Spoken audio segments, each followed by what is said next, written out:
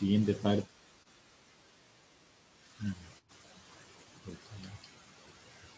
¿Se escucha? ¿Tenemos audio?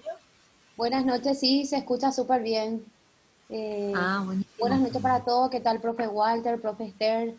Bienvenidos a otro Profe módulo Lili. más del diplomado. Y bueno, profe, a tu cargo el tema de desarrollo de hoy. Bueno, muchas gracias. Vamos a seguir con la clase paciente neurocrítico, cuidados de enfermería. En la clase pasada dimos lo que es la fisiopatología del paciente neurocrítico, ¿no? Lo que es la injuria cerebral primaria, como por ejemplo traumatismo encefalocraneal, TEC, puede ser una contusión, una laceración, puede ser una isquemia. Cuando hablamos de injuria cerebral primaria, hablamos de lo que le sucedió, digamos, al paciente y a la llegada del hospital. Eso ya no podemos hacer nada con eso, ya lo habíamos hablado antes. Y lo que es la injuria cerebral secundaria, que es ya, por ejemplo, el edema cerebral, los trastornos metabólicos, la toxicidad del calcio. Esa es la injuria cerebral secundaria. Eso lo hablamos en la clase pasada. Ahora vamos a seguir con el tema. Vamos a seguir con monitorización del paciente neurocrítico y los cuidados de enfermería, ¿no? Ya sería lo que respeta más a nuestro cuidado, lo que hacemos nosotros con el paciente en su llegada, para llevarlo al quirófano, en su vuelta. Bueno, esto es lo que es la respuesta del organismo sería a la selección primaria, cómo responde el organismo y qué cuidado nosotros debemos tener para atenuar esas respuestas, esa agresión secundaria. A ver, vamos a seguir. Ahí está. Bueno, en el tema vamos a ir con la monitorización del paciente neurocrítico. La medición de la presión intracraneal ha sido, digamos, el primer método de monitorización continua, que sería hora a hora, minuto a minuto, sobre el paciente, sobre estos tipos de pacientes, ¿no? Tanto en las neurocirugías como en la unidad de terapia intensiva, ¿no? Es el primer método que se ha utilizado, ¿no? Desde la década del 50, dice. Su utilización ha incorporado importantes conocimientos en la fisiopatología y también ha ayudado ¿cómo se llama? Al tratamiento, ¿no? Tanto para conocer más la fisiopatología como también en la aplicación de tratamiento, ¿no? Y para esto utilizamos, como habíamos hablado en clase pasada, catéteres. Tanto puede ser catéteres intraventriculares, puede ser un sensor de fibra óptica, intraparenquimatosa, puede ser un catéter subdural. Dice, ¿por qué medimos la presión intracraneal? Dice, la elevación de la PIC es un fenómeno frecuente en diferentes patologías. Por ejemplo, en el traumatismo encefalocraneal la elevación de la PIC es de una incidencia entre el 50 y el 70. En una hemorragia, ¿cómo? En una CV, sí, puede incurrir entre un 60 70. Esto es para la medición de la presión intracraneal, es para evitar, digamos, desplazamientos intracraneales como herniación, transtentorial, subfacial y cerebral central, con desarrollo de lesiones isquémicas, ¿no? Al desplazar estos segmentos del cerebro, incurren en isquemia por compresión de áreas vitales encefálicas, ¿no? O lesiones vasculares. También, ¿para qué medimos la presión intracraneal? Es para disminuir la crítica, disminuir la disminución crítica de la presión de perfusión cerebral. Con una disminución de perfusión cerebral hay una caída del flujo cerebral, ¿no? Bueno, ¿qué hacemos nosotros? Nos centramos en que estamos en una terapia intensiva, podemos recibir un paciente, ya sea eh, de quirófano o de la emergencia, para prepararlo para quirófano. Estos pacientes pueden venir desde lúcidos, somnolientos, dependiendo la causa.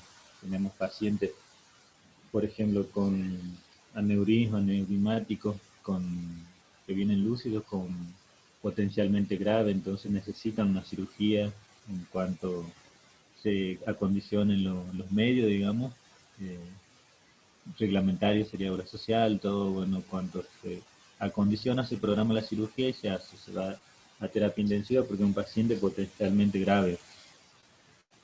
De ahí podemos recibir pacientes con TEC, pacientes con accidente cerebrovascular, ya sea hematoma subdural, eh, hemorragias de distintos lugares.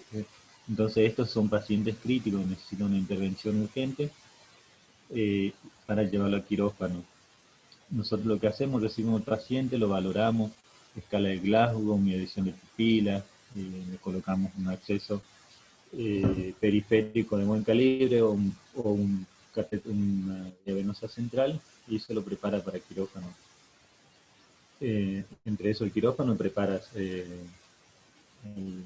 equipo, digamos, y nosotros lo llevamos, lo dejamos y esperamos el regreso. Ahí en que nos centramos, preparamos todo lo que vamos a usar, monitoreo, el monitor multiparamétrico con los cables invasivos para medición de PIC, de PPC, de PIC y TAM sería la tensión arterial media. Calibramos los monitores y bueno, esperamos al paciente. Nosotros tenemos que tener todo el equipo listo para la conexión de ese catéter, del catéter arterial, y si no trae catéter arterial tenemos que tener preparados los elementos para realizar un catéter arterial para poder controlar la PPC. Bueno, ahí estamos con eso. ¿Por qué medimos? O sea, volvemos a decir otra vez, ¿por qué medimos? Porque para evitar que si la presión intracraneal sube, vamos a provocar se va a provocar un daño, como decíamos anteriormente, secundario. Es por eso que la primera medida es la colocación de un catéter intracraneal y la medición de la presión intracraneal. Para evitar estos desplazamientos intracraneales, disminución de la presión de perfusión cerebral, ¿no? ¿Qué información vamos a obtener a medir la PIC, la presión intracraneal? Vamos a ver en la pantalla, vamos a ver en el monitor el valor absoluto de la PIC, el trazado de la onda de PIC, que es en tiempo real, que sería 25 milímetros de segundo, el trazado de las ondas de pulso intracraneales en el registro lento, que es la P1, la P2, la P3. Ese va a ser la información que vamos a obtener a través de la medición de la PIC. En este caso acá nos muestra una onda normal con la P1 más elevada, la P2 intermedia y la P3 baja. Si la P2 está más elevada, quiere decir que está con presión intracraneal. Esta presión aumento de presión, como decimos, va a ayudar a las lesiones secundarias. Las patologías que se utilizan en la medición de la PIC es traumatismo encefalocraneal, hemorragias intracerebrales espontáneas, hemorragias subaracnoideas, infarto maligno, hidrocefalia, infecciones del sistema nervioso central, encefalopatía hepática, hipóxica, síndrome de Rey. Estas son las patologías que más se utilizan. Bueno, la monitorización de la PIC, ¿qué hacemos? Como dije hoy, esperamos al paciente del quirófano. Generalmente ya si hay dos tipos de catéter, habíamos hecho la clase pasada. Intraventricular, en este caso es la conexión del catéter intraventricular, y también hay subdural. Dependiendo la patología, se va a conectar la patología del propósito, por ahí se coloca el catéter más habitual en los ACV, en la hemorragia o en los T graves, se coloca catéter intraventricular, como vemos acá, que se conecta entre los ventrículos y nos sirve como multipropósito, medir la PIC, drenar el líquido cefalorraquídeo cuando la presión aumenta en el cerebro para compensar. Volvemos ahí a la teoría de Kell, Raymond Kell, que decía que son tres compartimientos que cuando uno aumenta tiene que disminuir el otro. Bueno, como acá la presión aumenta, entonces tratamos de drenar el líquido basado en ese método, ¿no? Que tenemos en este, acá no se ve muy bien, más adelante tenemos acá, que esta es una reglita donde se calibra a cero con la parte central del cerebro, y eso nos permite que cuando aumenta la presión intracraneal, drena hacia esta bolsita colectora. Esto nos sirve también para tomar muestra o para tratamiento, inclusive se toma muestra y se manda al laboratorio, y si vemos que ya hay una encefalitis, se puede administrar antibióticos, que sería una administración intratecal. Nosotros cuando viene con este sistema de quirófano, generalmente ya vienen todos conectados con el sistema completo con la regla, o si no tenemos que conectar nosotros. ¿Qué elementos tenemos que tener?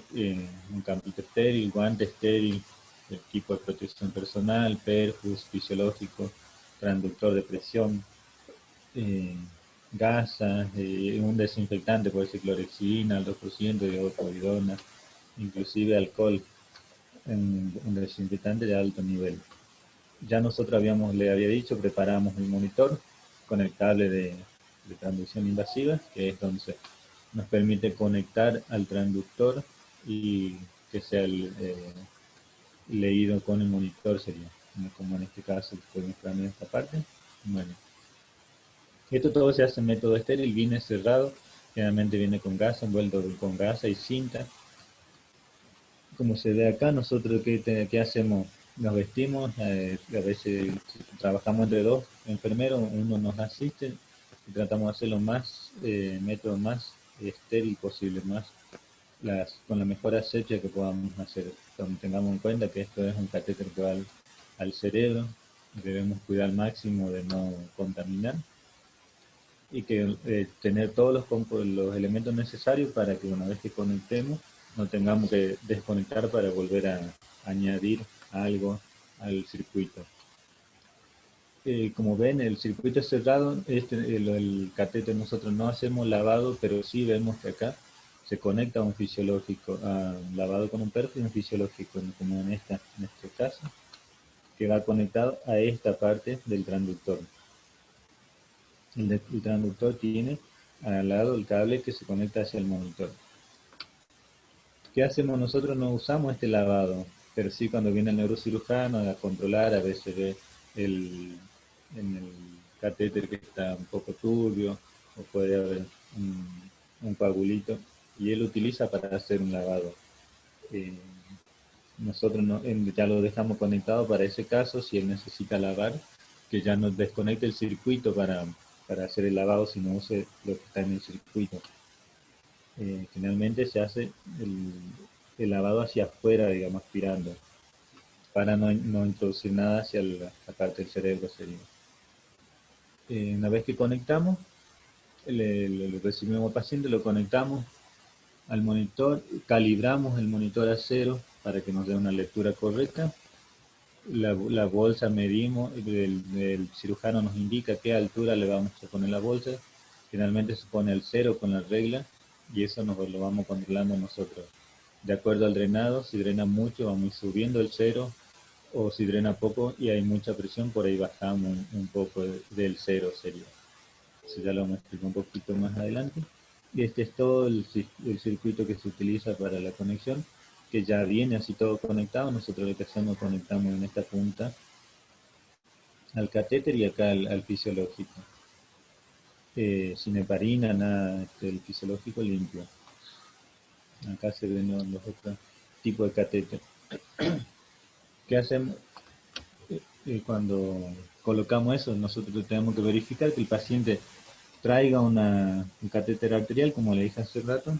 Tenemos que tener los dos valores: catéter de PIC, medición del catéter de PIC, que acá en este caso es 10, y el catéter arterial para tener una medición de la presión arterial media, que eso nos va a servir para sacar la PPC. TAN menos PIC nos da la PPC. Generalmente de cirugía vienen con la catéter arterial. Si no viene, hay que colocar. Lo primero que hay que hacer es colocar un buen catéter arterial que tenga un buen trazado, como se ve acá, una buena onda, para que nos dé un valor más correcto. Acomodamos al paciente lo más cómodo posible, como dijimos el otro día. Son pacientes que no se van a mover mucho, que no se va a poder movilizarlo mucho, sobre todo en las primeras horas o en el primer día, en el segundo día. Entonces hay que acomodar toda la cama con colchón antiescara, la cama bien extendida, la sábana bien estirada, sin arrugas, pañal para que no se humedezca. La cabeza centrada, la cabeza tiene que estar bien centrada, ni hiperextendida, ni flexionada, ni lateralizada, para que nos dé un valor correcto de la PIC. La cabecera tiene que estar a 30 grados, no superar los 30, no menor de 30, porque es lo que hace es favorece que el cerebro se edematice, y no mayor a 35 grados, porque eso nos dificulta por la irrigación sanguínea hacia el cerebro. Entonces mantenemos una cabecera entre 30 y 35, ni muy sentado ni muy acostado. El transductor debe estar a la altura del meato de la oreja, el meato auditivo, ya lo vamos a mostrar en la siguiente foto, que es la parte central del cerebro donde nos da una lectura más correcta, más viable sería. Generalmente los pacientes lo traemos con collar cervical. Una vez que lo acomodamos, el paciente está sedado, está bien adaptado, se le puede retirar la valva anterior para que no apriete las venas y arterias del cuello y así dificulte el retorno venoso. Este monitoreo se lo utiliza hasta que el paciente revierta su situación, pueda ya el cerebro, como dijimos en la clase pasada, recuperar su autorregulación. Recuperar su autorregulación, ¿no? Y la profe había dicho cómo íbamos observando la autorregulación, los signos de autorregulación que tiene el cerebro. Sí, cuando ya el proceso ya fue revertido, ¿no? En ese momento, cuando vemos que el tratamiento, todo el tratamiento que se le hizo al paciente para que la presión intracraneana no aumente, cuando vemos que el paciente ya, vamos a decir, controla, puede pasar de 48 horas a 72 horas para retirar lo que es la monitorización del paciente, la monitorización de la PIC. Puede durar hasta ahí. Bueno, eso es para garantizar de que el éxito sería de tenerlo entre 48 y 72 horas posterior a la normalización de la PIC y retirar. Tengamos en cuenta que tenemos un método muy invasivo, un catéter del exterior hacia el cerebro, y puede terminar el paciente con una meningitis asociada al catéter. Entonces hay que evaluar cuando ya no sea necesario retirar, que lo hace el neurocirujano. ¿Qué hacemos en este caso? Como dijimos, el paciente generalmente viene bien vendado. Nosotros debemos ver que esa venda no se levante, o la cinta en el cuero cabelludo no pega mucho. Entonces nosotros lo que hacemos una buena curación, le ponemos gasa y le vendamos sobre la gasa para que no se levante o que no quede espacio a que se contamine el punto de sección del catéter. Este paciente de quirófano viene muy crítico, entonces debemos tener, para controlar la glucemia, un glucotest a la llegada. Debemos tener noradrenalina, drogas inotrópicas ya preparadas en una bomba, una jeribomba, lista para ser conectada, para agilizar y ganar tiempo de acción sería la sedación. También el médico terapista ya indica, la vamos a sedar con este tipo de sedación y bueno, tenemos todo preparado. Así cuando el paciente viene, nosotros rápidamente ya lo conectamos para que el paciente no esté compitiendo, no esté tosiendo y cosas que favorecen a la elevación de la PIC.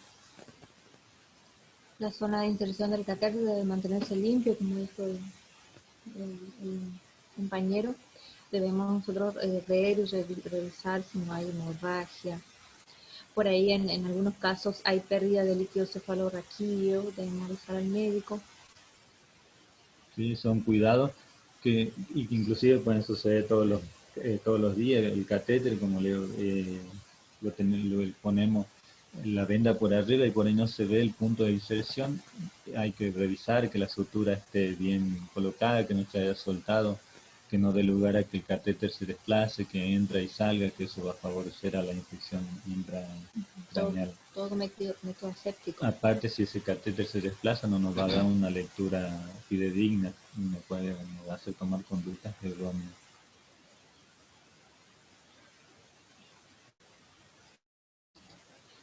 Seguimos con la monitorización del paciente neurocrítico. Ahora vamos a hablar de la presión de perfusión cerebral, que es la PPC, y el flujo sanguíneo cerebral.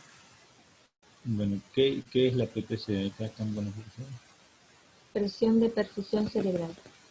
Es el gradiente de presión sanguínea a través del cerebro. Se calcula como la diferencia, como había hablado mi compañero anteriormente, es la diferencia entre la presión arterial media y la PIC, la presión intracraneana. Tenemos acá la fórmula y tenemos acá el ejemplo. Estos dos, los tres están en el monitor, ¿no? El valor normal es de 65 a 70 milímetros de mercurio. Acá tenemos un ejemplo, en una presión media arterial tenemos 80, paciente con 80, y una PIC de 12. Nos da una PPC, una presión de perfusión cerebral de 68. Estaríamos normal, dentro del valor normal que debemos mantener, monitorizar y mantener. ¿Qué se hace con esto? Nosotros, la tensión arterial media, sumado a la PIC, tenemos que lograr que la PPC se mantenga entre 65 y 70. Con eso aseguramos un flujo sanguíneo cerebral constante. Por debajo de 65, inclusive algunas bibliografías dicen hasta 60 que puede bajar. Es estar muy al límite, por ahí en un par de minutos, 10 minutos, que uno por ahí no lo vio, puede caer por debajo de 60 y estamos teniendo una irrigación cerebral deficiente. Entonces, para asegurar, debemos tener un margen, margen de 5, ¿sí? Por eso se pone 65 a 70. Eso nos garantiza, como le dije, una buena irrigación cerebral. Acá es el cuidado nuestro, teniendo en cuenta en esta fórmula. Colocamos un catéter arterial y tenemos la TAM, la tensión arterial media. ¿Qué hacemos? Porque dije que preparamos hidrovenotrópica, en este caso poner noradrenalina. Si vemos que no nos da, que la PIC está en 15 y tenemos una tensión arterial media de 70, de 65, no estamos llegando a la PPC requerida. Entonces lo que vamos haciendo, vamos aumentando la drogenotrópica, la noradrenalina, para que haciendo la resta nos dé entre 65 y 70. Ese es nuestro cuidado de enfermería, que deben estar en forma continua, sobre todo en las primeras horas, que donde el paciente está muy inestable, sube la PIC, cae la tensión arterial, entonces debemos ir compensando con drogas inotrópicas. Más teniendo en cuenta que estos pacientes tienen que estar bien sedados, bien adaptados al respirador, bien dormidos para que no hagan esfuerzos o algún movimiento que favorezca a que suba la PIC. La sedación lo que hace es, dependiendo también la sedación que se use, baja mucho la presión arterial. Entonces ahí vamos a ir aumentando el requerimiento de noradrenalina o adrenalina. Ahí están los cuidados estrictos de enfermería, somos los que estamos al lado del paciente las 24 horas, y tomemos en cuenta que el cerebro, cuando no recibe una buena irrigación entre 10 minutos, ya empieza a sufrir daños secuelares. De ahí va a depender la calidad de vida de ese paciente, de sobrevida, de nuestro cuidado, de nuestro ser minucioso en la atención de estos pacientes. Como hablamos al principio de la clase, nosotros ahora vamos a hablar de lo que es los cuidados de enfermería, ¿no? Y estos son lo que debemos mirar en el monitor. Esto es lo que como enfermeros tenemos que tener en cuenta al estar frente al paciente neurocrítico, ¿no? Nos encontramos en la sala con un paciente neurocrítico y uno lo primero que tiene que tener en cuenta son estos valores, ¿no? Un paciente con catéter de PIC, tenemos que tener una TAM. Estos son los valores que nosotros tenemos que estar mirando. ¿Por qué? Por lo que dijo nuestro compañero. Tenemos pacientes con drogas inotrópicas. Con esto queremos remarcar bien lo que, al decirle esto, queremos remarcar bien lo que tienen que mirar, lo que deben tener en cuenta y las acciones terapéuticas que ustedes deben tomar, ¿no? Porque, por ejemplo, un aumento, dice abajo, un aumento de la PPC provoca vasoconstricción, lo que dijo mi compañero, isquemia, y una disminución de la presión de perfusión cerebral provoca una vasodilatación. ¿Qué quiere decir esto? Va a incurrir en un edema. Estamos hablando de lesiones secundarias, ¿no? Nosotros tenemos el paciente, lo primero que hacemos, recibimos la guardia, bueno, antes de eso los registros, no me quiero olvidar de los registros. Estos tres valores se registran en horario, se registra la presión arterial media, la TAM sería la PIC y qué PPC vamos teniendo. Entonces hacemos una curva para sacar un índice de cómo fue las primeras horas críticas de estos pacientes, y nos permite verificar si nos mantuvimos en valores requeridos o no, o hay que tomar otra conducta. Si no, si no alcanzaron las medidas terapéuticas medicamentosas, ya pasaría a una medida quirúrgica. ¿Cuál sería la medida quirúrgica? Primero hacemos las medidas medicamentosas, se mide la PIC, si sigue elevándose, se hacen cargas de sodio al 3%, soluciones sódicas sería el 3%, manitol, dicen algunas bibliografías, ya se dejó de usar el manitol por la toxicidad que tiene. Y si esto se mantiene con una PIC por arriba de 20, el médico determina la cranectomía descompresiva, sería, se lo vuelve a preparar, aquí se lo lleva otra vez al quirófano, se le hace una cranectomía, dependiendo, es generalmente en la zona de la lesión, ya sea si es TEC o de la hemorragia, a veces se hace frontal, lateral, bilateral, eso va a depender de la zona de la lesión cerebral. Bueno, nosotros qué hacemos cuando llegamos, tenemos un paciente neurocrítico, tenemos que pararnos frente al paciente o entrar mientras lo revisamos, valorar al paciente, valorar en qué Glasgow está, valoración de las pupilas, si tienen algún cambio. Las pupilas es recomendable controlar el horario junto con la PPC, controlamos también las pupilas si tuvieron cambios, porque generalmente las pupilas en pacientes en las primeras horas tienen a veces muchos cambios que van indicando si hay isquemia, si está teniendo una buena irrigación, si no, qué sedación está teniendo, si está bastante despierto, si está reactivo, si le va faltando sedación. Muchas lecturas nos puede ir dando ya las pupilas, no inclusive. Nosotros recibimos la guardia, entramos, revisamos el paciente, tenemos que calibrar cada que recibimos la guardia, entramos y calibramos el monitor a cero, la presión arterial y el catéter de PIC. Ambos transductores hay que calibrar porque generalmente cuando pasa un tiempo determinado nos tienden a dar una lectura errónea y nos pueden hacer tomar una terapéutica errónea también. nos pasó que nos daba una PIC bastante elevada y les pasamos sodio, por ejemplo, no respondía, bueno, calibramos y no era elevada, teníamos una PIC de 32, cuando calibramos bajamos una PIC de 17.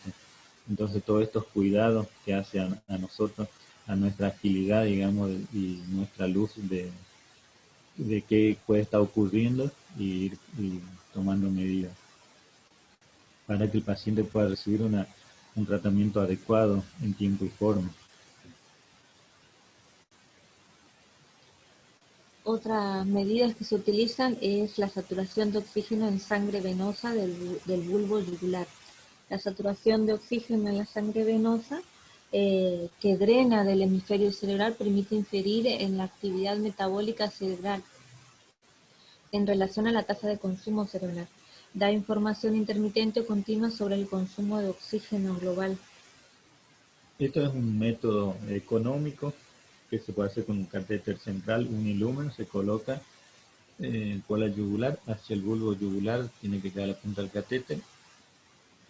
Ahí se toman muestras para el laboratorio para medir, para hacer esta lectura que dijo la profe, con un bajo costo y una buena lectura. Nos indica la actividad metabólica del cerebro, cómo está el oxígeno, dióxido de carbono, y también nos permite dar una lectura de la presión que está teniendo, presión cerebral que está teniendo.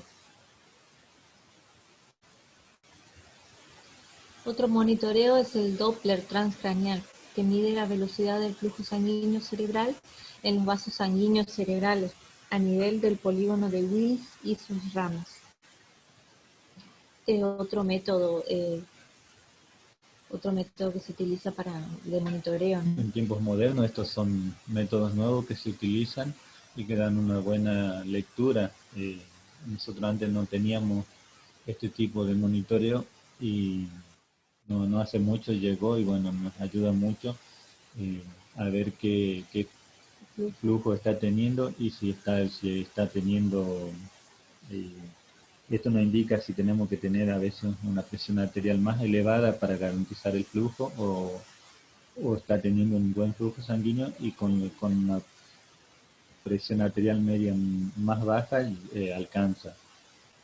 A veces los pacientes tienen vasoconstricción, entonces se ve muy disminuida la irrigación en este Doppler transcraneal y por vasospasmo, que generalmente ocurre mucho. Entonces, por más que nosotros nos dé la PPC, no está recibiendo un flujo adecuado.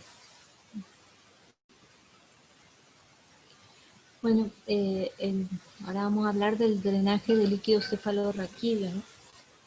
Que se da, es un proceso que se usa para drenar el líquido acumulado alrededor del encéfalo, ¿no? Y la médula espinal. Se coloca una cánula de derivación, que es un tubo largo y delgado, en un ventrículo del encéfalo, hasta una bolsa colectora que está por fuera del cuerpo. Primero va una jeringa y después a la bolsa colectora. Esto es lo que habíamos explicado, le estaba explicando hace un rato, ¿viste? Acá tenemos se toma como medida el método auditivo que dice acá. Y nosotros, para hacerlo más fácil, por ahí tomamos la comisura de la boca del método auditivo a la mitad. Al punto medio tomamos como el punto 0 para la colocación del transductor. Este sería el transductor. En este caso, el transductor está fijado al soporte del suero adherido a la regla, que es un método bastante bueno porque a veces se lo pone acá y a veces cae si no lo tomamos bien o se va hacia atrás. Lo que tiene esto también de contra es que cuando a veces bajamos un poco la cabecera queda más arriba o si subimos queda más abajo el transductor. Nos puede cambiar la lectura de la PIC. Entonces es importante cada que nosotros vamos a bajar al paciente o subirlo, lo cambios de postura sería debemos volver a calibrar el monitor a 0 ya cuando dejamos al paciente quieto en su lugar. Este método es de un catéter intraventricular, como se ve acá, el catéter se lo coloca entre ambos ventrículos y es con con el objetivo de drenar en pacientes politraumatizados que terminan con hidrocefalia, entonces necesita el drenado continuo de líquido. El líquido generalmente es un líquido clarito, transparente, el líquido normal, eso también nos va a ir permitiendo ver en la bolsa qué clase de líquido vamos juntando. Acá tenemos, como le dije hoy, tenemos esta pipeta, tipo una pipeta, tiene una regla de un punto 0 a menos 0 y para arriba, 1, 2, 3 hacia arriba. Entonces nosotros siempre colocamos al punto 0. Si vemos que tiene mucho drenado de líquido, aproximadamente en un turno de 8 horas drena más de 100, tenemos que avisar al médico, al neurocirujano, que generalmente la conducta que se toma es levantar el 0 hacia arriba para que por gravedad drene menos. Y si sigue drenando mucho, se sigue levantando para que drene menos. ¿Qué pasa con una velocidad amplia de drenado? Empieza a colapsar el cerebro y puede haber sangrado. Si vemos que drena mucho en poco tiempo, empieza a veces a venir por el catéter líquido sanguinolento. Y eso termina tapando el catéter, no nos da una buena lectura y generando daño también en el cerebro porque lo lesiona. Aparte de la lesión que tiene, lo lesiona por la gravedad del drenado. Todos esos cuidados son nuestros y hacen a la diferencia del éxito de la recuperación del paciente, que el catéter no esté acodado, que esté bien acomodado, extendido, porque a lo mejor por ahí se pinzó debajo de la cabeza y no está drenando y la PIC sube por las nubes. Nosotros no sabemos por qué, cuando nos damos cuenta ya pasó bastante tiempo y el paciente en ese tiempo no tuvo una buena irrigación cerebral y sufre daño de isquemia cerebral, que conlleva la muerte cerebral después. En este caso, como le digo, es para drenar. Acá se ve la llave, una llave de triple vía. Nosotros cuando entramos a medir la PPC, vamos con guante limpio, camisolín, abrimos esta llave, hacemos el circuito catéter, monitor, transductor sería hacia el monitor, cerramos lo que es drenaje y ahí nos da la lectura de la PIC. Nosotros vemos que ahí empieza un trazado, porque al estar cerrado en el monitor se manifiesta plano. Cuando lo habilitamos el monitor empieza a dar el trazado. Cuando empezó el trazado normal sería el primer valor que nos da, lo tomamos como para registrar. Por ejemplo, nos da un valor de 15, el primer valor lo registramos 15. ¿Por qué aclaro esto? Porque en el primer valor nos da 15, seguimos, al toque ya nos da 16, 17 y va subiendo así. Y si esperamos va a 20 y nos va a dar una mala lectura, entonces nos tenemos que quedar con el primer valor que nos da. Controlamos ese valor y tomamos ese valor y abrimos otra vez nuevamente para que siga drenando. Tenemos que tener mucho cuidado de que no quede cerrado porque eso lo que hace va a seguir aumentando la presión intracraneal. Controlamos la PIC y abrimos, nos garantizamos, nos aseguramos sería de ver que quede abierto y drenando. Ahí aprovechamos, entramos cada hora, miramos la pupila, controlamos la glucemia, hacemos una valoración de Glasgow, qué Glasgow está, si está bien sedado, el seteo del respirador, si el respirador está asistido por volumen, por control. Más allá de que nosotros tengamos kinesiólogos o no, el enfermero tiene que saber el seteo del respirador, que es la TIP, el volumen, el BT sería, y la FIO, en qué FIO están, si están en la FIO de 50, que me indica que el paciente está estable, y si está más amplio, al 80, 100, quiere decir que está en una distrés, nos está indicando problemas pulmonares. Bueno, ese tema que ya lo habíamos hablado, lo vamos a tocar un poco más adelante, creo. Bueno, ustedes por ahí van a preguntar cuántos milímetros de cuántos milímetros podemos esperar en el drenaje. En pediatría es más o menos 20 milímetros por hora de drenaje de líquido cefalorraquídeo. Y ustedes por ahí van a preguntar qué hacemos, cerramos para que no drene más. No, lo que tenemos que hacer es avisar al médico. Nosotros no lo cerramos, no podemos cerrar. Por ahí podemos levantar un poquito más para que drene, levantar lo que es esto, para que no drene tanto lo que es el líquido cefalorraquídeo, pero no cerramos. Esa conducta la toma el médico. Nosotros lo que generalmente viene el médico y lo que hace es ir levantando. Después se toman medidas terapéuticas, medicamentosas, digamos, para tratar de reducir la hidrocefalia. ¿Por qué no cerramos? Porque a evitar que este líquido que está provocando un aumento de presión intracraneal no drene. Y vamos a, no le vamos a ayudar al paciente. Bueno, esto que pasa acá, nosotros, esta pipeta, esta jeringa que trae, que es hasta 120 milímetros para adultos, la drenamos una vez por turno. Obviamente, si se llena la vamos a drenar antes, si no la drenamos cada 8 horas, cada que termina nuestro turno, con esta llave, abriendo esta llave de paso hacia la bolsa colectora. Esta bolsa colectora la drenamos cada 24 horas. Termina el turno noche drena esta bolsa, dejándola vacía, y empezamos el conteo de nuevo durante los siguientes días.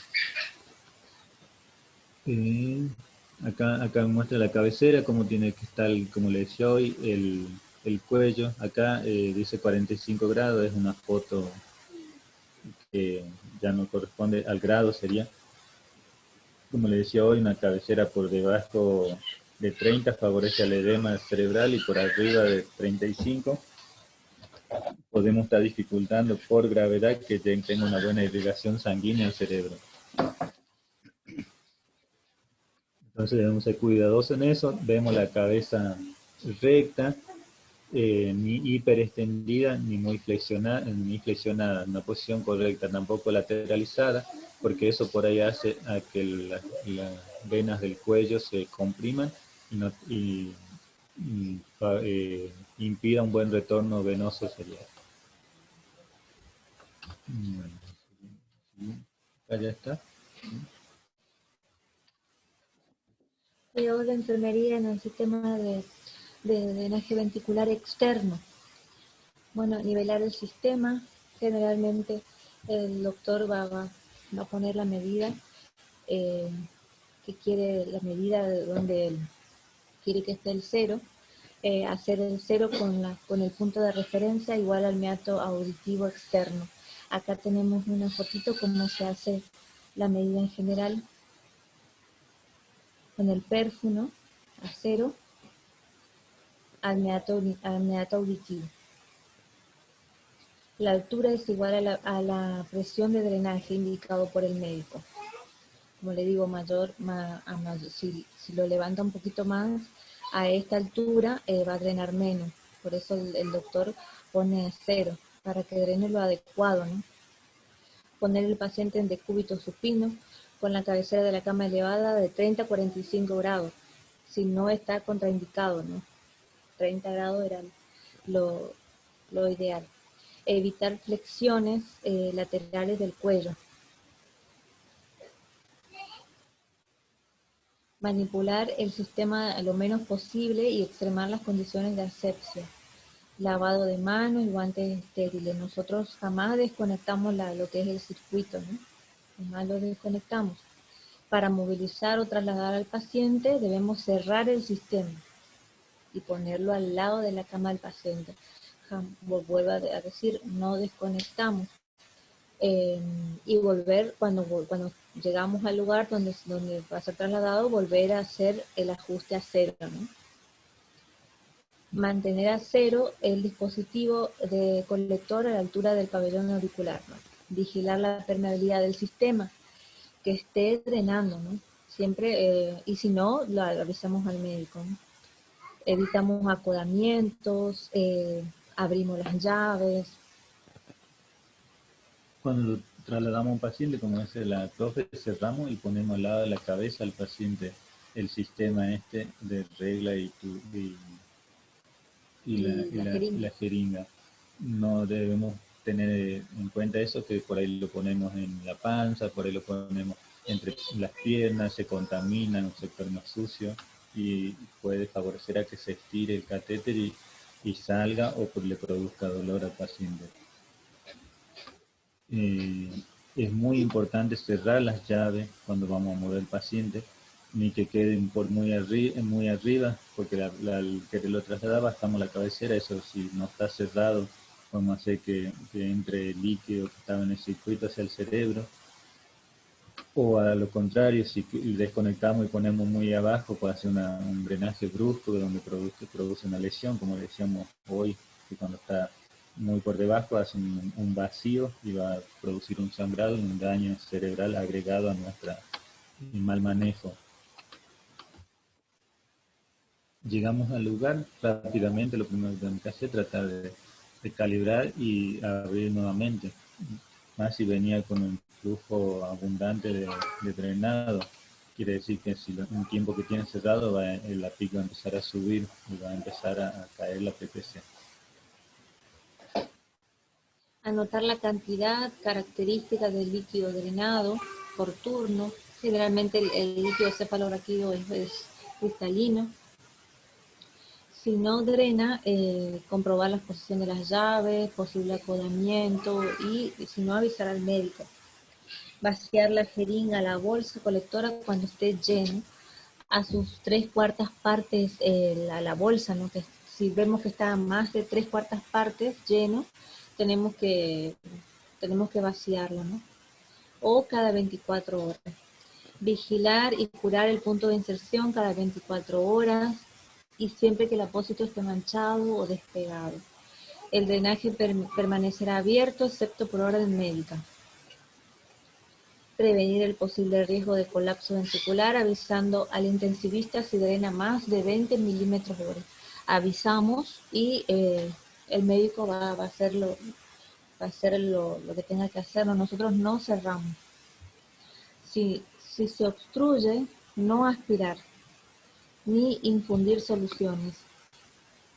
Nosotros no, por ahí tiene la llave 3 días, tiene como un tapón Lugo Looker, no es para que nosotros destapemos si vemos algún hilito de sangre o si vemos que está sucio. Nosotros no hacemos eso. No tomar muestras, eso lo realiza el médico. Como dijimos, este tipo de dispositivos se utiliza para métodos terapéuticos o métodos de tratamiento para ver, por ejemplo, el médico va a sacar para ver si hay una infección.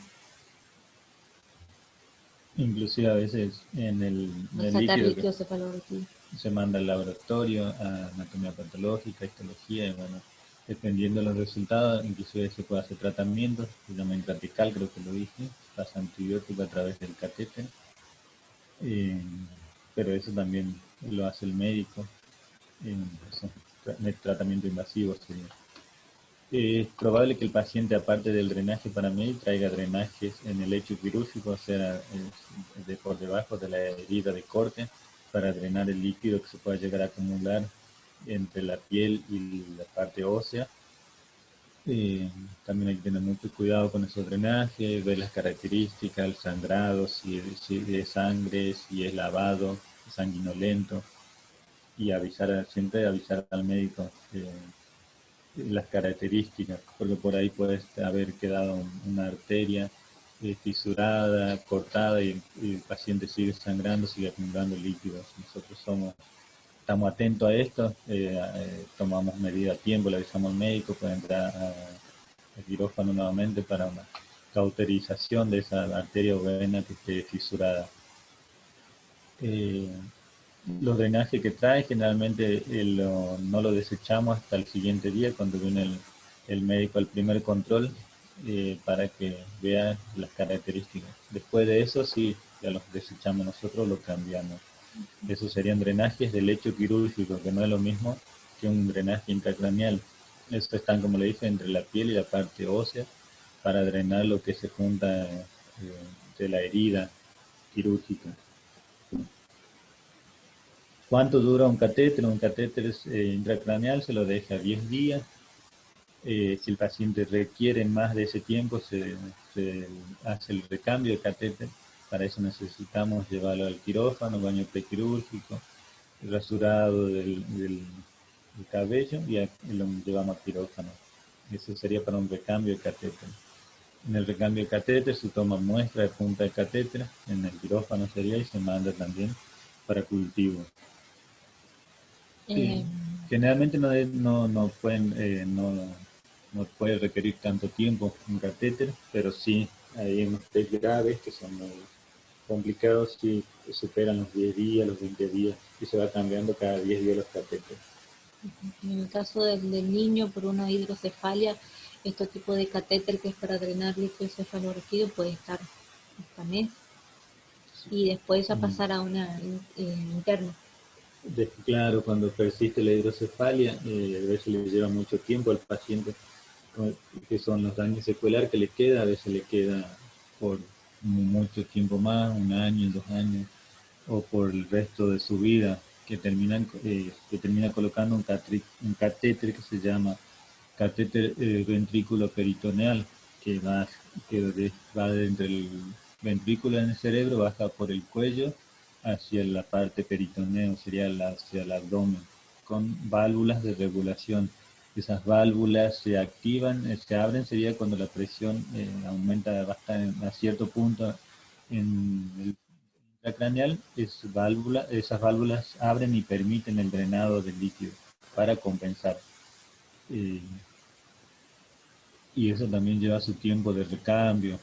Son secuelas, digamos, que el paciente por ahí tiene que lidiar con mucho tiempo. Igual le permite hacer una vida normal con ese catéter. Bueno, recepción del paciente neurocrítico post cirugía. Aquí debemos preparar la unidad. Que preparamos en la unidad, preparamos la cama, habíamos hablado ya en la primera clase de recepción del paciente. Preparamos la cama, preparamos los monitores, preparamos las drogas, preparamos el, ¿cómo es? Las bombas de infusión. La sedación, los catéteres, generalmente dependiendo de la causa, como le dije hoy, el paciente va a venir de la calle, va a venir de una urgencia, un paciente neurocrítico, es vital su primera hora. Entonces, lo que vamos a hacer, el paciente lo trajimos de afuera, lo recibimos de la calle, entró a quirófano, por ahí se hizo una vía periférica de buen calibre, no se llegó a hacer una vía central. Entonces cuando viene el quirófano, lo recibimos al quirófano, vamos a tener preparado para una colocación de vía central de doble lumen, como ya habíamos hablado en la clase anterior, la utilidad de una vía de doble lumen. Tenemos preparado para la colocación del catéter arterial, cuántas bombas vamos a usar, todo tenemos que tener antes de que llegue el paciente. No tenemos que esperar que llegue y ver que recién ahí nos falta una bomba, tenemos que tener mínimo entre 4 bombas, una o dos feribombas para la drovenotrópica, 2 para la pseudoanalgesia. Estos pacientes se le va a pasar anticomicial, también preparamos a veces cargas o infusiones, tenemos que tener una bomba para una infusión de anticomicial en la primera hora, que serían los anticonvulsivantes. Una carga, generalmente a los adultos se le hace carga de fenitoína. Eh, tenemos que preparar la cama, como le dije hoy, con colchón antiescara, el multiparamétrico con todos sus accesorios, que tenga saturómetro, cables invasivos, que funcionen el saturómetro. Es muy importante tener la oximetría de los pacientes neurocríticos, eh, los cables invasivos que estén funcionando, que no estén dañados. Vamos a calibrar. Sí. Calibrar el monitor con los controles que debemos mirar en este tipo de pacientes. PIC, TAM, PPC. Preparar capnógrafo. Hay monitores que traen capnógrafos, o inclusive ahora hay respiradores que traen y se le puede adaptar.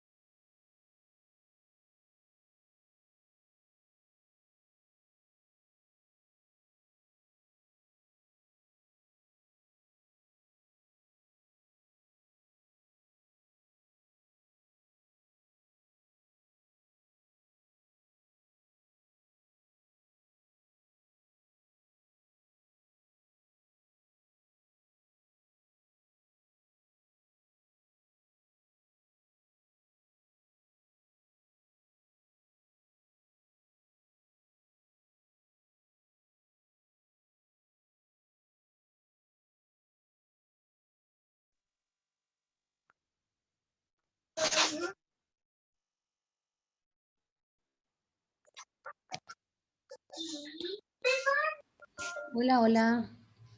¿Le escuchan? Parece que el internet del profe no funciona. ¿Salió?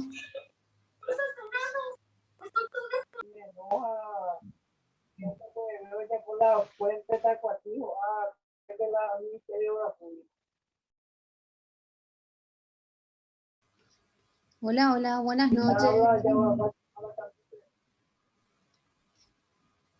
Hola. ¿Le escuchan a la profe?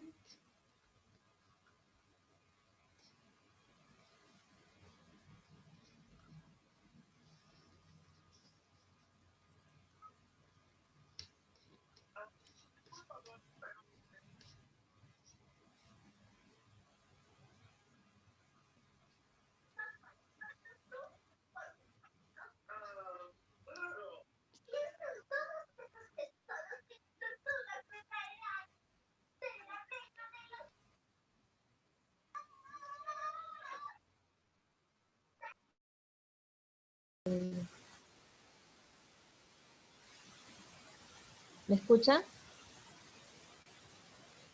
Sí, profe, yo sí te escucho. Dale.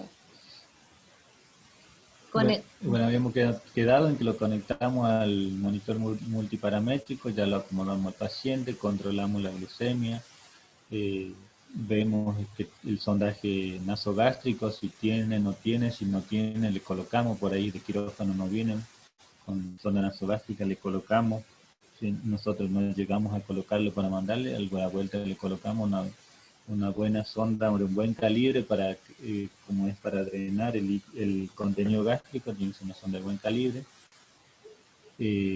Fijamos bien, comprobamos que tiene estómago, la bolsa, la sonda vesical, muchas veces no tiene colocada, también le colocamos, vemos que esté colocada de forma correcta, la bolsita que no se acode, porque esos son los que más vamos a controlar, el ritmo diurético, vamos a controlar la, le habíamos dicho, me perdí un poco porque se cortó, que le colocamos, bueno, ahí terminamos de acomodar al paciente y se coloca una vía venosa central. Una vez que el paciente se lo acomoda, tiene una buena presión arterial, podemos iniciar con el proceso de colocación de una vía central. ¿Por qué es importante tener una vía central y no manejar un paciente con catéteres periféricos? Porque vamos a necesitar la medición de la PVC, de la presión venosa central. Eso nos indica la volemia del paciente. Una PVC, no sé si está en este, no. Bueno, más adelante está. Vamos a necesitar tener un control de volemia del paciente para saber si está el aporte líquido, sería si necesitamos pasarle líquido, si está sobrecargado, si está falto de líquido. Esto nos va a dar una pauta también de que si el paciente no está orinando y tiene buen volumen de líquido, buena PVC, quiere decir que otra causa está generando que el paciente no esté orinando, ya sea porque está desarrollando, si pasa unos días, una infección, una sepsis o porque le está faltando el líquido. Vigilar los cambios insidiosos. Para esto se debe referenciar el reductor a cero atmosférico, recalibrar los dispositivos de medición de PIC de acuerdo a las especificaciones de cada equipo una vez por turno. Esto se hace. Y cada vez que se moviliza el paciente. Debemos tener en cuenta este cálculo, TAM menos PIC es igual a PPC. La PPC debe mantenerse, como dijimos anteriormente, como mínimo de 65 milímetros de mercurio a 70 milímetros de mercurio. Un aumento de la PPC puede incurrir en una isquemia, que serían las lesiones secundarias que hablamos anteriormente. Un aumento de PIC da lugar a una isquemia del centro vasopresor, produciendo estimulación de las fibras vasoconstrictoras y aumentando la presión sistólica. Sí, el centro de vasopresor estimula las fibras parasimpáticas el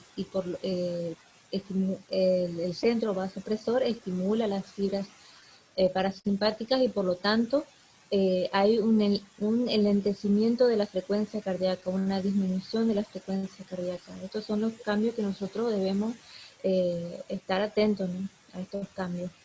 Actualmente los protocolos terapéuticos se dirigen a mantener los valores de la PIC inferiores a 20, como dijimos anteriormente, los valores normales de la PIC en adultos es 20 milímetros de mercurio, pero esto es según en cada paciente, ¿no? Claro, como dije, que si el paciente viene con un catéter de medición y lo tenemos en 20 y supera los 20, a pesar de las medidas terapéuticas, se toma la medida de cranectomizar al paciente, que generalmente por eso escucha desplaquetar y eso. Porque con este método, ¿no? Con esta presión estamos eh, arriesgándonos a sufrir un daño cerebral. Entonces se hace una cranectomía. Con el paciente ya cranectomizado, la PIC no debe ser mayor a 15, porque ya el cerebro tiene lugar donde expandirse al no tener la parte ósea, la bóveda cerrada. Con 15 que llegue quiere decir que está con una hipertensión intracraneal. Entonces ahí se sigue tomando medida, digamos, con el drenaje, con la medicación, con la sedación, para que el paciente, todos los cuidados que le dijimos del cuidado del catéter, de que esté bien sedado, de que esté bien colocado el catéter. Y si no se revierte, bueno, hasta ahí llega el tratamiento. De ahí ya no se puede hacer más nada, digamos, con la PIC, cuando ya pasa de los 15 a un cranectomizado. Nosotros generalmente tenemos que esperar esta onda, como decíamos hoy, que consta de 3P, P1, P2 y P3. En esto sería cuando el paciente ya está teniendo un valor normal de PIC. Si esta onda P2 está más elevada, quiere decir que está con presión intracraneal. Volvemos a hacer hincapié en estos cuidados porque son lo fundamental para la sobrevida del paciente.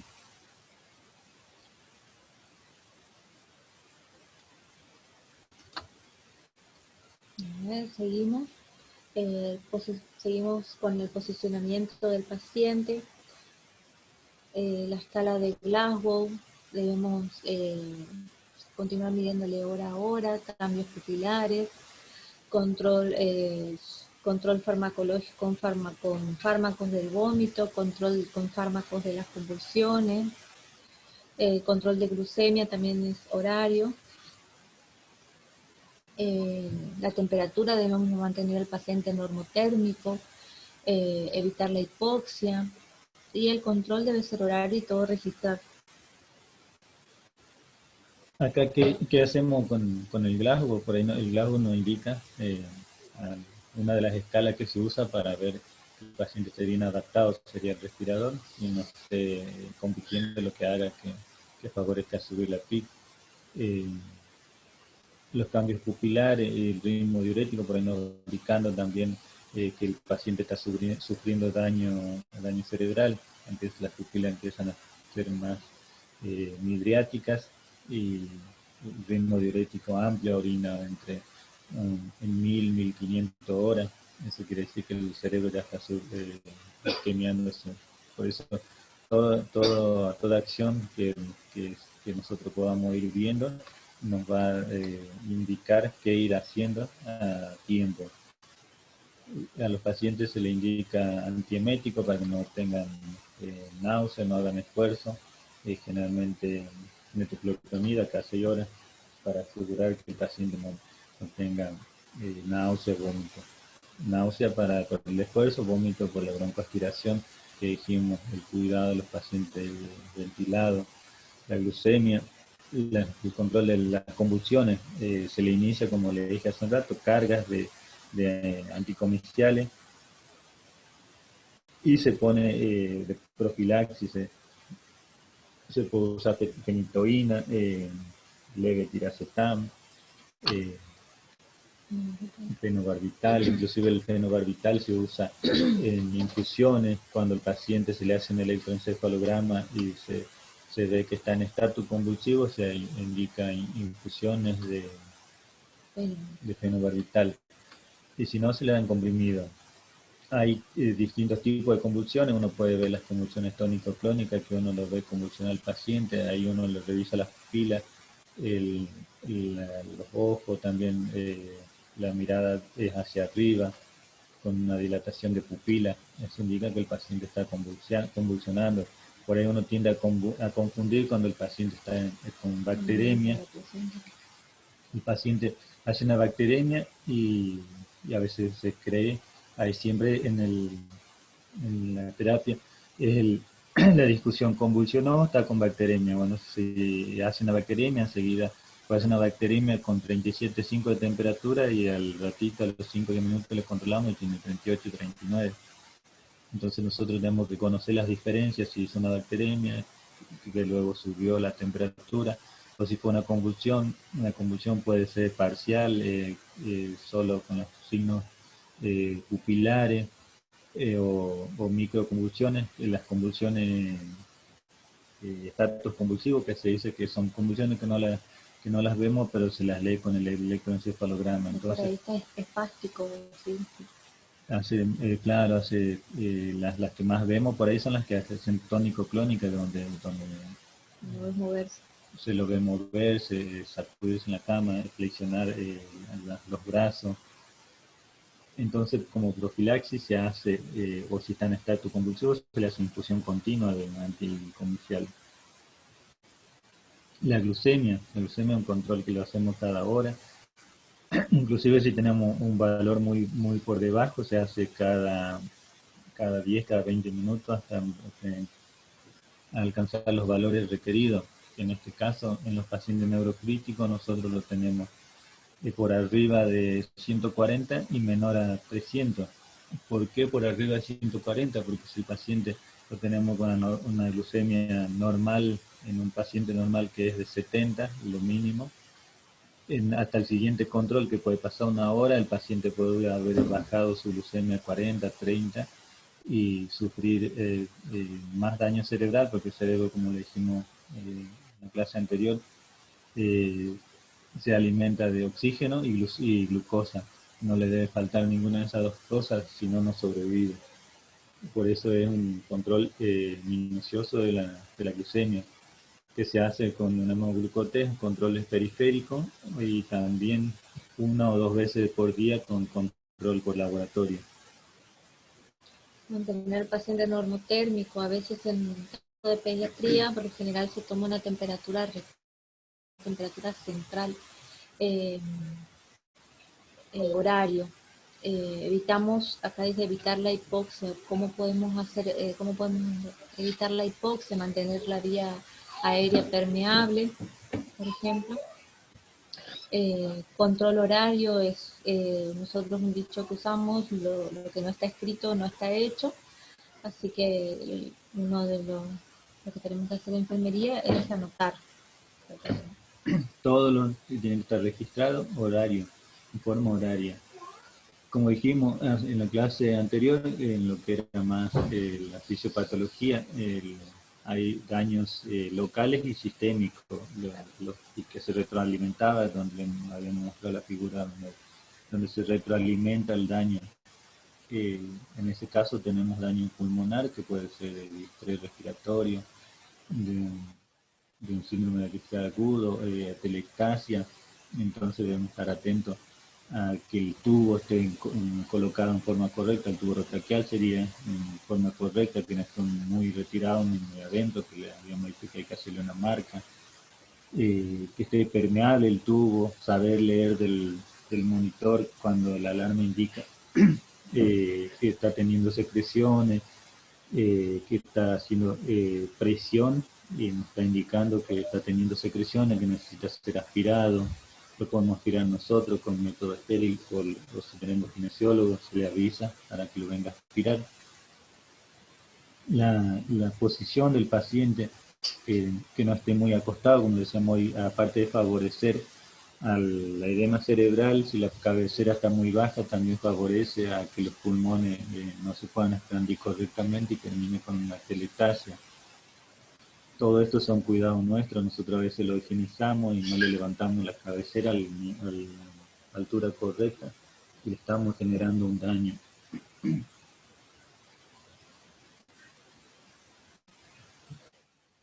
Bueno, esto para remarcar las medidas de neuroprotección que nosotros debemos realizar. Estas son medidas terapéuticas que protegen al encéfalo de las lesiones secundarias. Estamos hablando de las 6N.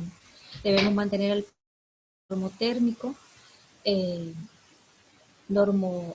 con una normonatremia entre 135 a 145 miliequivalentes sobre litro, con una normoglucemia entre 100 a 140 miligramos sobre decilitro, una normocapnia entre 35 a 40 milímetros de mercurio.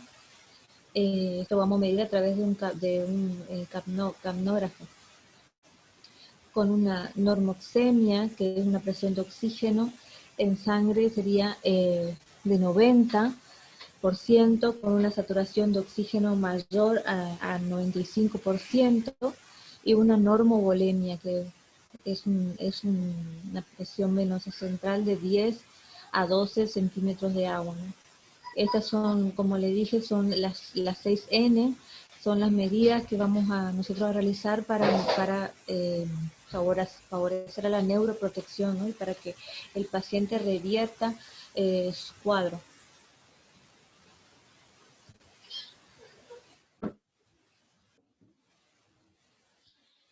La sedación. La sedación en los pacientes, como le decíamos, sobre todo en las primeras horas, el paciente tiene que estar bien sedado, bien adaptado al respirador, sin que sienta dolor, sin que sienta la incomodidad de la ventilación, que todo esto hace que suba la PIC. Nosotros somos los que estamos todo el tiempo al lado del paciente, vemos si hace fase de dolor, si al estímulo hace retira, buscamos signos de dolor siempre. Entonces vamos ajustando la sedación. ¿Qué pasa con la sedación? Nosotros no empezamos con una sedación alta, empezamos con una sedación baja, para no pasarle medicación de más al paciente, que eso trae sus consecuencias. Estar sobresedado al paciente, le podemos prolongar la estadía en la terapia intensiva. Entonces lo que tenemos que tratar nosotros es empezar con la mínima sedación e ir ajustando hasta lograr que el paciente esté bien adaptado al tratamiento con el respirador. Lo habíamos hablado antes, el dolor impacta negativamente en la recuperación fisiológica del paciente. Y un adecuado tratamiento al dolor, como dijo mi compañero, es fundamental para el manejo de este tipo de pacientes, ¿no? Entre los signos fisiológicos que podemos encontrar cuando hay dolor está la taquicardia, la hipertensión, la taquipnea, la desadaptación al ventilador, que obligan a considerar el aumento de administración de analgésicos, ¿no? O rotar, o cambiar, o agregar un analgésico más. Debe asegurarse una adecuada, pero no excesiva, como dijo mi compañero, analgesia, ¿no? Tampoco olvidar el hecho de que el paciente no puede expresar no significa que no tiene dolor. Por eso nosotros tenemos que estar atentos a lo que vamos a evaluar, qué vamos a evaluar, ¿no? En este caso, si el paciente empieza a hacer fascias de dolor, presenta taquicardia, hipertensión, sube la PIC, eso nos indica que está teniendo dolor. Por ahí el paciente está normocárdico, después se pone taquicárdico sin otros signos, y eso a veces nos está indicando que el paciente está sufriendo un TEC, un tromboembolismo pulmonar. También hay que saber diferenciar en eso. Es muy difícil a veces darse cuenta de un TEC. Entonces, si nosotros conocemos los signos, podemos estar diferenciando entre que el paciente tiene dolores o está haciendo un TEC. O por ahí, lo contrario, si vemos que hay una hipotensión, taquicardia, ahí ya podemos ver que está con una subanalgesia, que esto también nos favorece. Bueno, en cuanto a la sedación, se utilizan midazolam, lorazepam, propofol, pancuronio. Tanto la insuficiencia como la excesiva sedación pueden tener efectos adversos. Una inadecuada sedación, como dijimos anteriormente, acarrea dolor, ansiedad, aumento del consumo de oxígeno cerebral, aumento de la PIC, lo que esto lleva a un aumento de la injuria cerebral secundaria, ¿no? Y una excesiva sedación acarrea una depresión respiratoria, una hipotensión, además se ha asociado a la neumonía asociada a la intubación, una excesiva sedación, también se ha asociado a esto. Y también una prolongación de la duración de la ventilación mecánica y estadía en una UTI. Se recomienda la evaluación objetiva de la presencia y cuantificación de pseudoanalgesia en todo paciente crítico mediante una escala de medición válida. ¿Cuál? Bueno, como hablamos de la sedación dependiendo, se elige dependiendo la causa del paciente, la patología. Si sabemos que un paciente va a estar bastante tiempo sedado, se opta por ahí por midazolam, fentanilo, que son más residuales también y duran más tiempo, pero generan menos hipotensión y eso lleva a que el paciente use menos drogas inotrópicas. Si la sedación es corta, por tiempo corto, se opta generalmente por el propofol, remifentanilo, que son de acción rápida y corta. Al apagarle, al suspenderle, rápidamente el paciente empieza a despertarse. Eso nos permite, una vez que el paciente revierte su cuadro y vemos que el paciente se lo puede probar para destetarlo, para destete temprano, que el paciente ya autorregula sus funciones cerebrales, en este caso el paciente neurocrítico. Empezamos a pensar en la posibilidad de retirarle la sedación, la pseudoanalgesia y de probar de extubarlo. Entonces estas drogas son más de elección porque son de acción corta, al apagarlo rápidamente se eliminan, pero también son más hipotensan más al paciente. En su transcurso hace que requiera más uso de drogas inotrópicas, como la noradrenalina, la adrenalina, que traen muchas consecuencias, la vasoconstricción periférica, cuando son en altas dosis, genera que las extremidades, sobre todo los dedos, la última falange no recibe irrigación y empiezan a necrosarse y a morir los tejidos.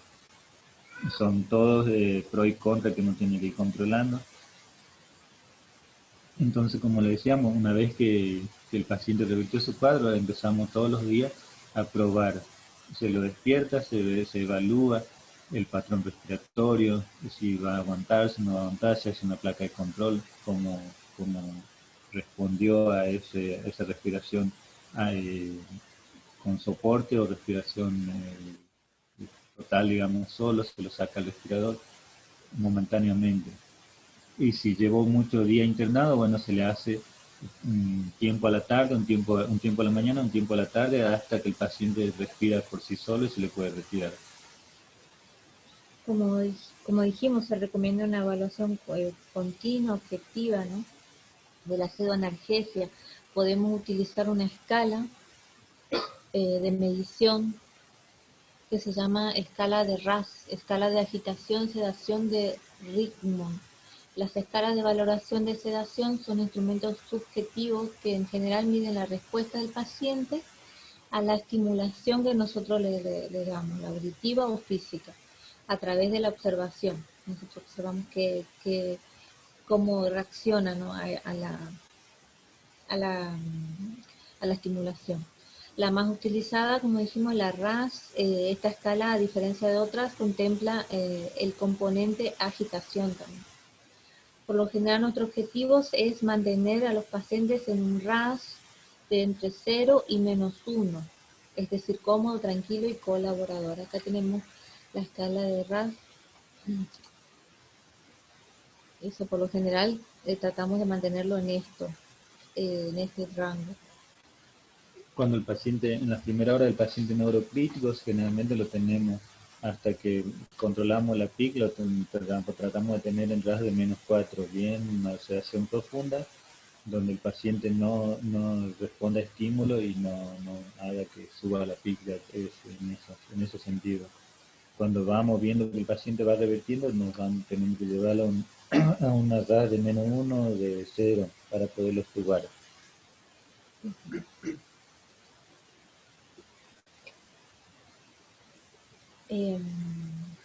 Bueno, todo paciente que está en una unidad de terapia intensiva merece un cuidado integral. Sí, tenemos, en este caso estamos hablando de neurocrítico, pero no por eso no vamos a concentrar solo en el cerebro, vamos a también hacer prevención, por ejemplo, de la prevención del tromboembolismo. Las opciones para la prevención de tromboembolismo de venosa profunda en los pacientes neurológicos incluyen tanto intervenciones mecánicas como farmacológicas. La terapia mecánica acarrea menos riesgo asociado.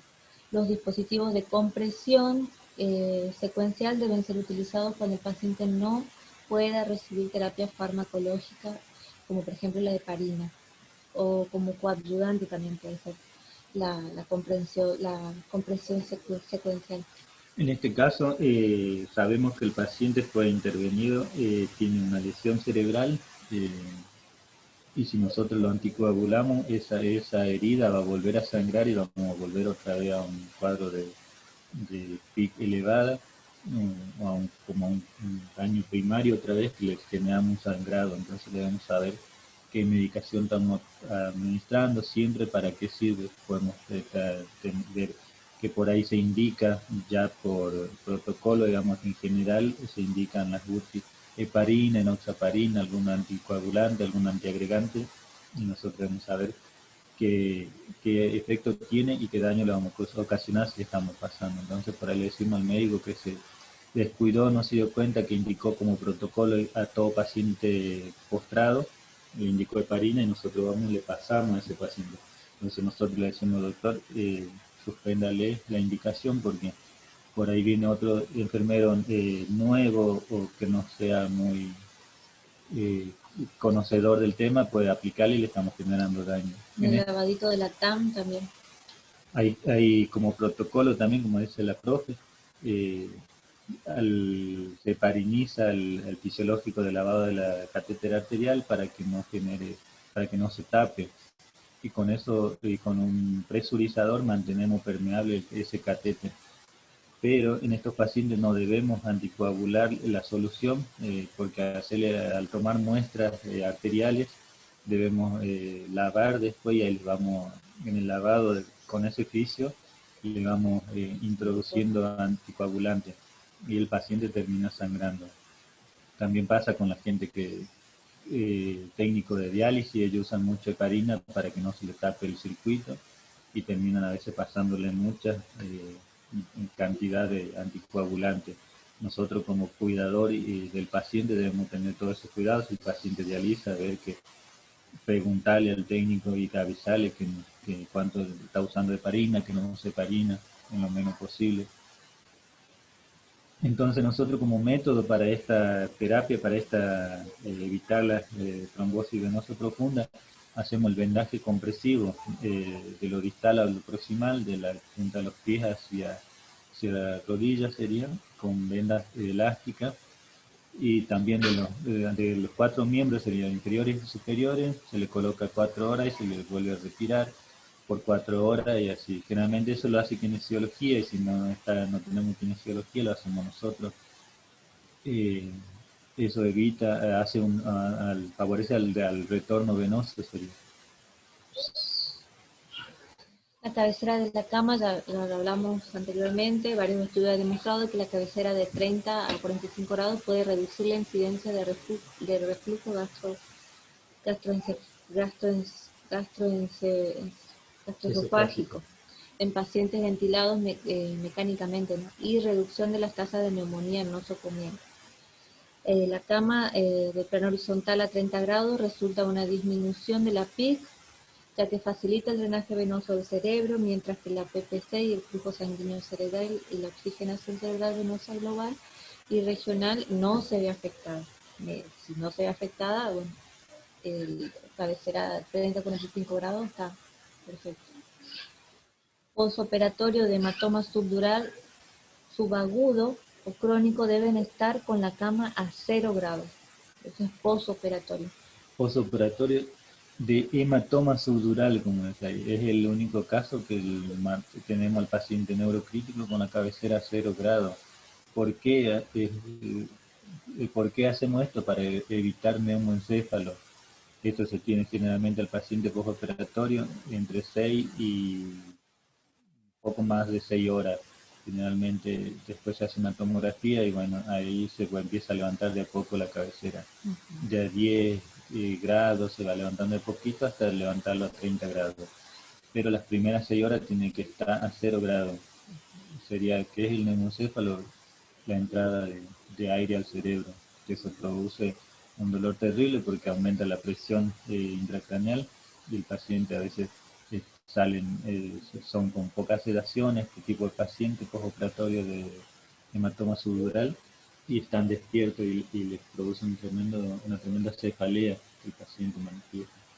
La posición de la cabeza tiene que ser neutra, evitar la rotación de la misma y la hiperflexión o hiperextensión de la columna cervical, posiciones que aumentan la PIC por alteraciones del drenaje venoso,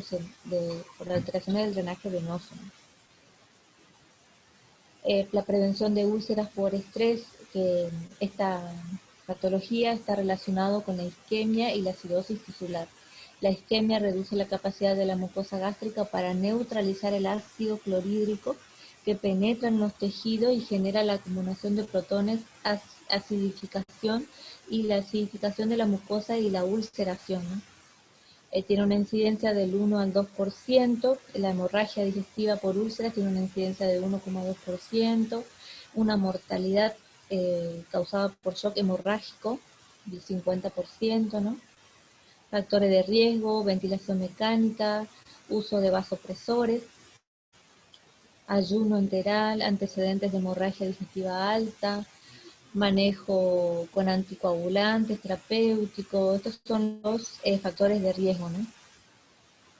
Las medidas generales para prevenir adecuada reanimación del estado de shock, que sería un shock hemorrágico, soporte nutricional optimizado, ya habíamos hablado antes de favorecer la alimentación enteral lo más rápido que se pueda, uso de antiácidos y agentes protectores de la mucosa gástrica como omeprazol, ranitidina, protocolo de retiro temprano de ventilación y ajuste diario de sedación también nos ayuda a prevenir las úlceras. A veces decíamos que una sobresedación, mucha sedación lo que hace parálisis intestinal, una de las consecuencias, entre otras, como le decíamos, la relajación extrema de los músculos, favorece a esto, a la parálisis intestinal y a las úlceras asociada a la parálisis intestinal sería. Por eso la importancia de conocer, como le decía hoy, de tener el conocimiento. Muchas veces los médicos no indican ningún protector gástrico y está nosotros, doctor, falta indicar esto, le vamos a iniciar. O nosotros ya tenemos, le pasamos, le decimos, doctor, indíquele protección gástrica, nos está teniendo. Porque con toda la medicación que le estamos pasando, seguramente lo requiere. Bueno, control de glucemia durante la infuria cerebral aguda en estos pacientes aún en breve periodo de un breve periodo de hipoglucemia accidental podría representar un daño secundario serio. El cerebro funciona con glucemia, con glucosa.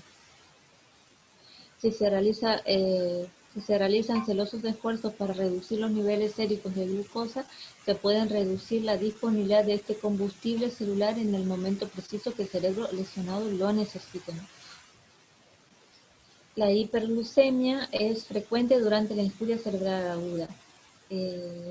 La hiperglucemia mayor a 150 se asocia a malos resultados, aunque no ha sido demostrada la relación de causalidad, todavía está en estudio. La hiperglucemia extrema deben evitarse. El paciente debe estar normoglucémico. Monitorizar rutina y frecuentemente la glucemia, no olvidar del soporte nutricional acorde a la situación, ¿no? Si bien el paciente esté en condiciones, hay que iniciar la alimentación. Sobre todo en estos pacientes neurocríticos, que como le dijimos, la necesidad de mantener la normoglucemia. Acá, como le había dicho hace un rato, la normoglucemia cambia un poco los valores y en los pacientes neurocríticos tenemos que ser un poco más generosos y no tenerlos al límite.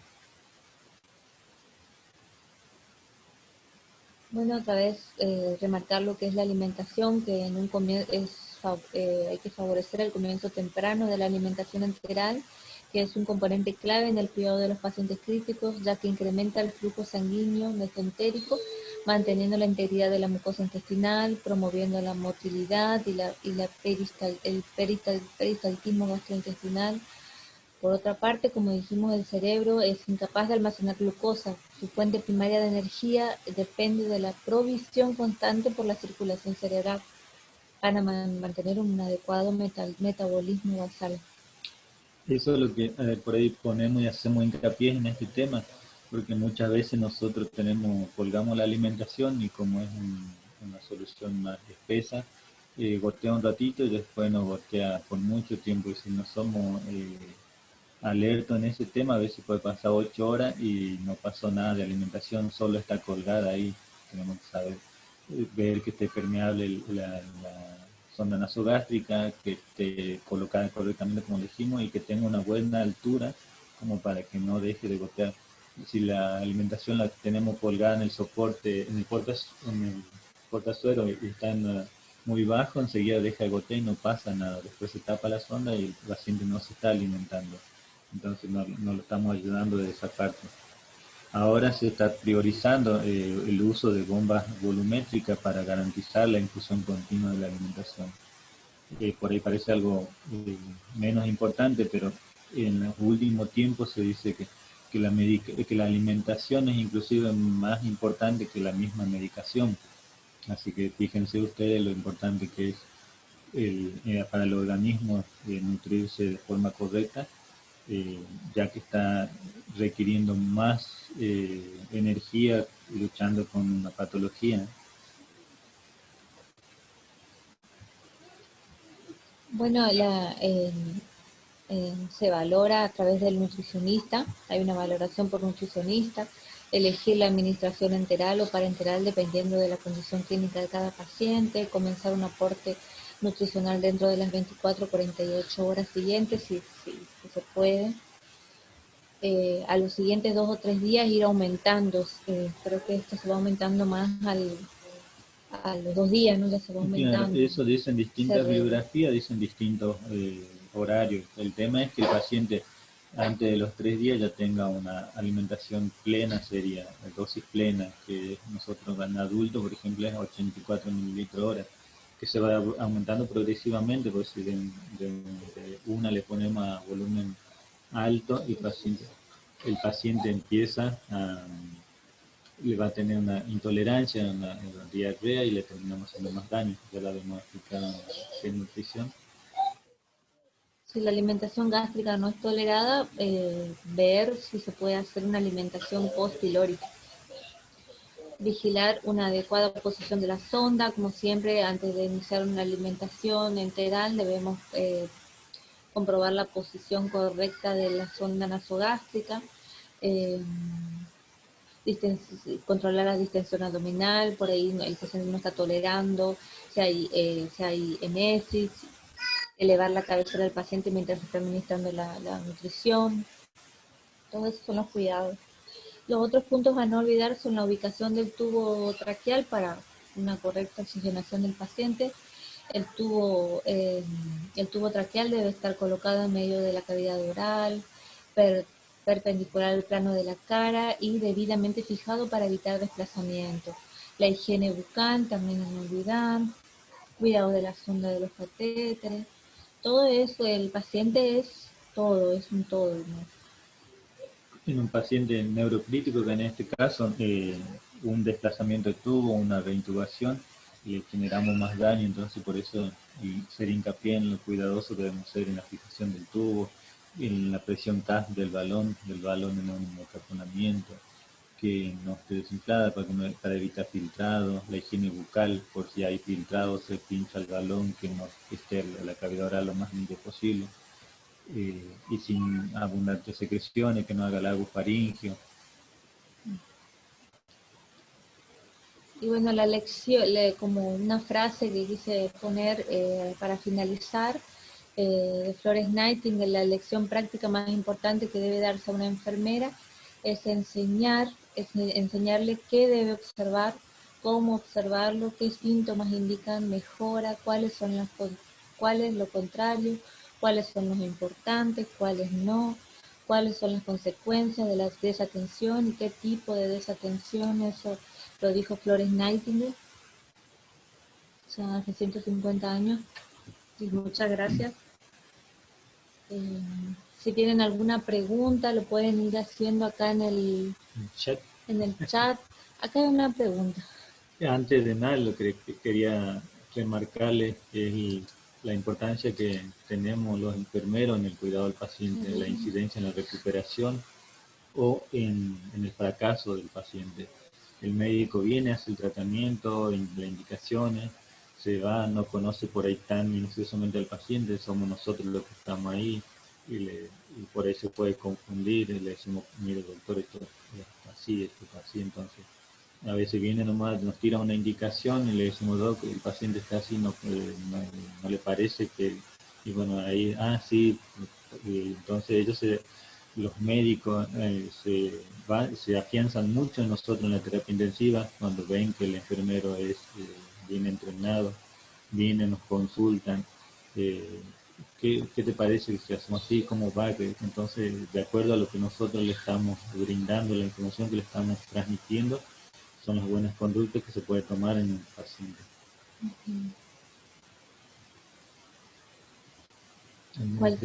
Cualquier pregunta, se entendió. Nosotros no, en esta clase ya no hablamos más de patología y fisiopatología, ya nos enfocamos más en lo que es los cuidados de enfermería. Como dijimos antes, lo que tenemos que observar, los síntomas, que nosotros debemos estar atentos a los cambios. Cualquier pregunta, ¿se entendió? ¿No se entendió? Sí, cuando sí. No es que salimos, se perdió la señal y volvimos a... Se nos cortó el internet. Aquí Florencia dice que se entendió todo bien, profe. Bueno. Florencia Cardoso, se entendió bien. Jessica, bueno, Joana, Florencia. Susi, Felipa, Hermelinda, ¿tienen alguna consulta para los profes? Parece que no. Hermelinda, Joana, Florencia, Felipa. Felipa, Florencia, Hermelinda, Joana. Jessica, Karen. Zuli. Elisa. Predominan las mujeres. No hay hombres.